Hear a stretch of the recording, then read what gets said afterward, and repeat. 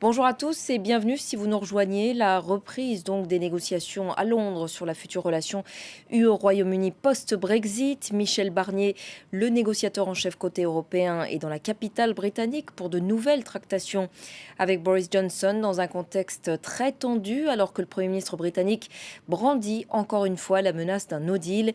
Il pourrait même ne pas tenir les engagements pris avec les 27 il y a quelques mois. Les précisions à Bruxelles d'Alix Le Bourdon.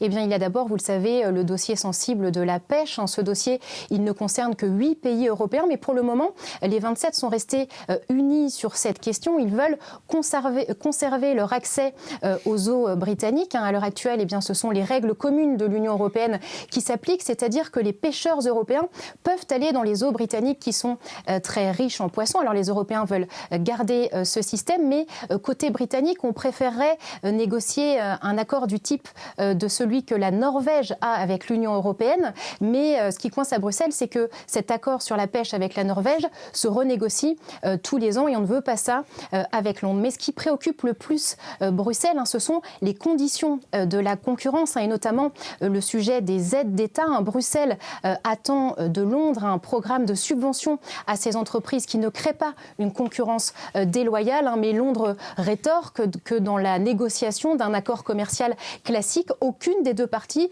n'est tenue de dévoiler un programme d'aide d'État complet. Ce qui est sûr en tout cas, c'est qu'il reste peu de temps, vous l'avez dit, puisque la période de transition va prendre fin le 31 décembre et que s'il y a accord, eh bien, il va falloir compter un moment, un temps de ratification, que ce soit du côté britannique ou du côté européen.